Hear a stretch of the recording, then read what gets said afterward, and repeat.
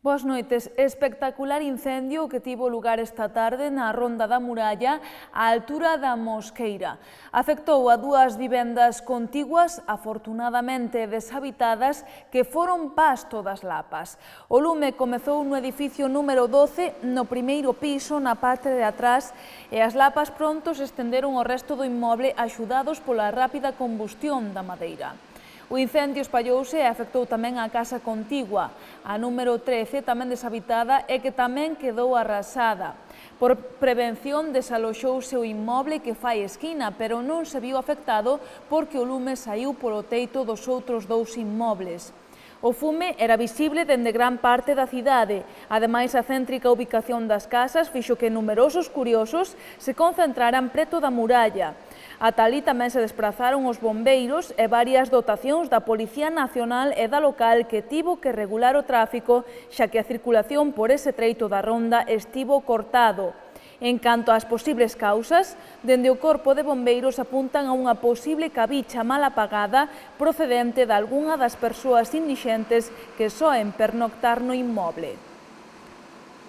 Pois recibimos unha alarma de que estaba o edificio ardendo, entonces estaba bastante avanzado o incendio, estaba o cableado da fachada tamén cortocircuitado, entonces, bueno, en principio moito fume porque salía todo exterior, incluso pensaban veciños que eran comandante Manso, pero ao final son estas dúas casas da ronda que en principio están deshabitadas, o que pasa que suelen pernoctar transeúntes, Inda que están cerradas, pois forzan as entradas e, claro, supoñemos que foi unha persona desas a que iniciou o incendio. A vivenda do lado, si, desaloxámola por precaución. O que pasa que non foi afectada, porque, como te digo, o lume saiu sobre todo polo tellado, entonces non houve máis. Ainda estamos no proceso, porque como son casas de madeira, pois temos que revisar todo ben. Posibles causas, como son casas deshabitadas, o máis normal é un transeúnte que fumara ou calquer cousa que deixara. Non podemos dicir que causa, pero claro, ten que haber un motivo e ao estar deshabitadas, pois... Os herdeiros de Álvaro Gil poderán recoller a colección do mecenas a partires do día 24 de outubro. Aínda así, non todo está perdido, xa que, segundo informa hoxe El Progreso, as negociacións siguen abertas. Dende o Departamento de Cultura da Deputación Provincial enviaronlle onte ao negociador da familia de Álvaro Gil un telegrama informando de que o vindeiro día 24 de outubro, a partir das 9 da mañá, a colección estará a disposición dos herdeiros para que a leven se así o desexan. A data proposta pola Deputación é un día antes da marcada polo auto xudicial que lle recoñece aos herdeiros de Álvaro Gil a propiedade da colección formada por 40 pezas de ouro, entre elas o Torques de Burela e o Carneiro Alado.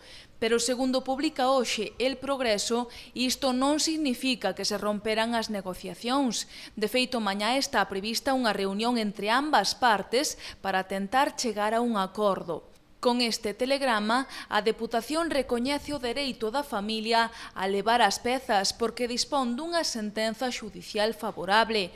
Ademais, semella que as pretensións económicas dos herdeiros de Álvaro Gil son inalcanzables para a Deputación. A institución provincial fíxolles unha oferta de 3,1 millóns de euros, cifra que supera a tasación que fixo un experto e que a valorou en 2,3 millóns. A esta última cantidade, a institución provincial engadiu as costas xudiciais que marcaba a sentenza e outros 200.000 euros para negociar coa familia. Nestes momentos, semella que as cifras manexadas separan as posturas de ambas partes, pero as reunións previstas para estes días serán cruciais para determinar se finalmente a colección queda no Museo Provincial de Lugo. O deterioro cada vez maior do cuartel de San Fernando é evidente. Dende a Asociación Lugo Monumental advirten que a situación actual do inmoble, declarado ben de interese cultural, xera un problema de seguridade polos desprendementos da fachada que supoñen un perigo para os viandantes. Por isto, Lugo Monumental reclama que as administracións implicadas se poñan de acordo para realizar as obras de consolidación correspondentes e que se executen uns traballos mínimos de mantemento.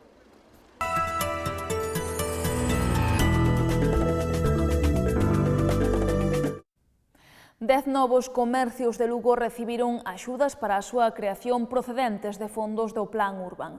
Así o anunciou hoxe a edil de Economía. Sonia Méndez tamén aproveitou para facer un balance deste plan e dixo que o total de axudas concedidas para este fin ascendeu a preto de 1,5 millón de euros. Apoio económico para novas empresas que se podan crear no centro de Lugo. E esta é precisamente a liña que se acaba de adxudicar. Neste caso son 10 as empresas que se beneficiarán das axudas económicas do Plan Urban.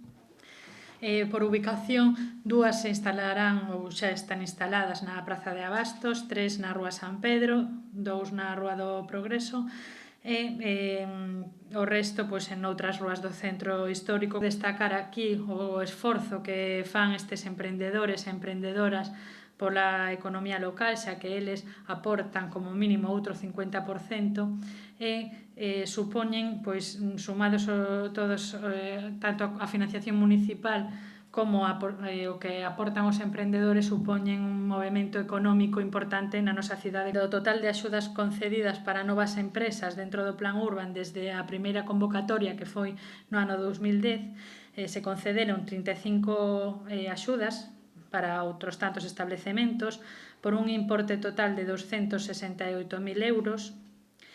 Se crearon 53 postos de traballo novos nestes establecementos. Teño que destacar un dato, e é que o 64%, é dicir, a maior parte, son postos de traballo de mulleres. O total das axudas concedidas dentro do Plan Urban, tanto a empresas xa en funcionamento como a empresas novas, se concederon un total de 204 axudas polo de agora, 204 axudas por un importe de 650.000 euros. A Xunta adevédalle 800.000 euros á Deputación de Lugo pola xestión dos hospitais provinciais. Así o dixo hoxe a deputada de Economía Pilar García Porto, que cualificou a Feijóo como un mal pagador. Que a Xunta de Galicia lle debe a todos os lucenses 800.000 euros.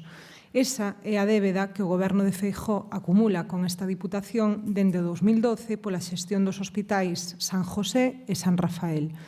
Eses 800.000 euros correspóndense aos cartos que a Xunta de Galicia, que este Executivo Autonómico, ten que pagar a esta institución, a Deputación de Lugo, en base ao convenio que entre ambas as institucións hai acordado dende xaneiro de 2011.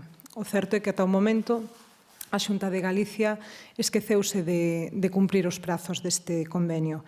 Con isto que se demostra? Pois que, evidentemente, Feijóo para esta provincia de Lugo é un mal pagador. Adiántolles a segunda nova da que lles falaba, pero, bueno, quizá non tan relevante como esta primeira. O Tribunal de Xusticia de Galicia ven de desestimar o recurso presentado polo Partido Popular en contra do presuposto da Deputación para este ano 2013. Este presuposto, lembrolles que foi aprobado a finais do ano 2012 para poder executalo durante o ano 2013. E por que é desestimado o seu recurso? Pois porque o presentaron fora do tempo legalmente establecido. Para que podan facerse unha imaxe dese intensísimo traballo que leva a cabo o Partido Popular na Diputación, dicirlles que non presentaron ese recurso hasta o 28 de febreiro do 2013. O sea, 3 meses despois de que eses presupostos foran aprobados.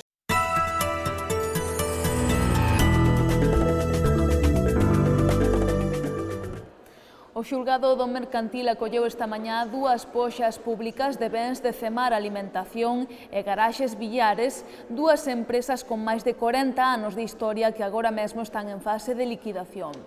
A poxa por 4 tendas de Cemar xerou moita expectación. Subastáronse os locais de Palas de Rei, Láncara e Antas de Ulla na provincia de Lugo e o de Cedeira na Coruña. Os 4 estaban tasados nuns 370.000 euros, pero finalmente só se adquiriu un deles. No que se refire á poxa de Garaxes Villares, podía apoxarse pola nave industrial e a parcela de case 2.000 metros cadrados que non tiña cargas. Esta poxa quedou deserta, pero na segunda quenda saiu un lote de 60 accións que o grupo tiña da empresa Promajo, valorados en 20.000 euros e que finalmente se venderon por 2.500.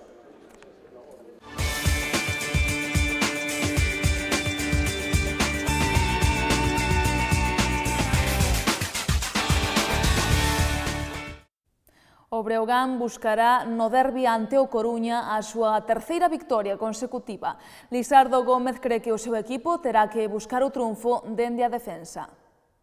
Trabajar tácticamente mucho sus situaciones ofensivas y trabajar mucho las ofensivas pensando en su defensa, ¿no? Pero bueno, ellos incluso han cambiado bastante de un partido para otro. En casa fueron mucho más agresivos que en el partido de fuera, que fueron más conservadores, con lo cual, bueno, estamos trabajando de diferentes acciones. Sí, estamos trabajando mucho tácticamente a nivel defensivo, muchas sus situaciones, con diferentes opciones, pero a priori nuestro partido tiene que partir, como siempre, desde la defensa, ¿no? Intentar que no jueguen cómodos. Es el segundo equipo de anotación de la Liga, un equipo que se siente muy cómodo ofensivamente, con muchas variantes, muchos jugadores que pueden hacer daños en determinadas situaciones y tenemos que estar muy pendientes de todo ello. Yo creo que a partir de ahí, pues intentar sacar un partido vivo, ritmo. Ellos posiblemente lo intenten dormir más que nosotros.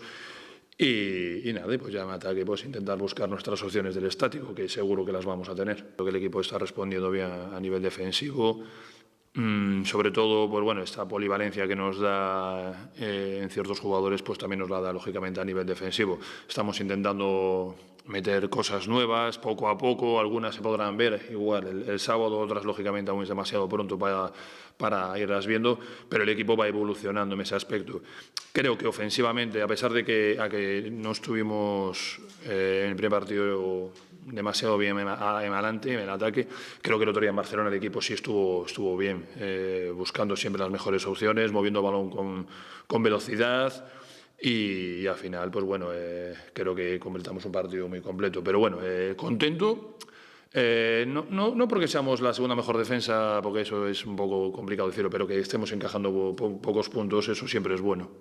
Es cierto que después nos vienen partidos complicados, ya este lo es, pero bueno, no queremos ver más allá, queremos ver el partido a partido nada más. El año pasado pues ya lo hacíamos igual, este año yo no quiero pensar ya en el siguiente, de que si ganamos, Andorra, no, Coruña. Solo queremos pensar en Coruña, vamos a dejarnos todo en este partido y después pues ya pensaremos en el siguiente. Pero bueno, lógicamente, como dije antes, todo lo que intentaremos ganar todo en casa, porque eso nos va a dar una base que después, lógicamente, intentaremos ganar algún partido para estar arriba. Si ganamos fuera para después perderlo en casa no nos servirá de nada. O Lugo quedou eliminado da Copa do Rei despois de perder pola mínima ante o Recreativo de Huelva. Os lucenses protestaron o gol onubense xa que Joselu estaba en fora de xogo. Un gol de Joselu en fora de xogo apeou o Club Deportivo Lugo da Copa do Rei. Os lucenses, que xogaron un mal encontro, saíron con moitas rotacións no 11 inicial, incluído o xuvenil Queco, e a súa imaxe distou moito da que acostuman a amosar en Liga. O mellor do encontro foi o gran partido realizado polo meta José Juan, que despois de perder a titularidade en Liga, demostrou que segue a un magnífico nivel e que Setién pode contar con el se o estima oportuno. Agora os lucenses xa se preparan en Sevilla pro encontro desta fin de semana ante o mesmo rival e no mesmo escenario, pero no que seguro haberá moitas variacións. Os dous adestradores apostarán polos seus homes de confianza, no que se agarda sexa un gran encontro, xa que se medirán o primeiro e o cuarto clasificado da segunda división.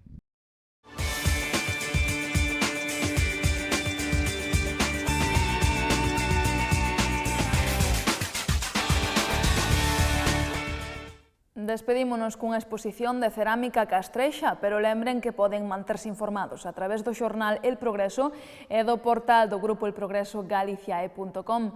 Que teñan moi boa noite. Vémonos mañá.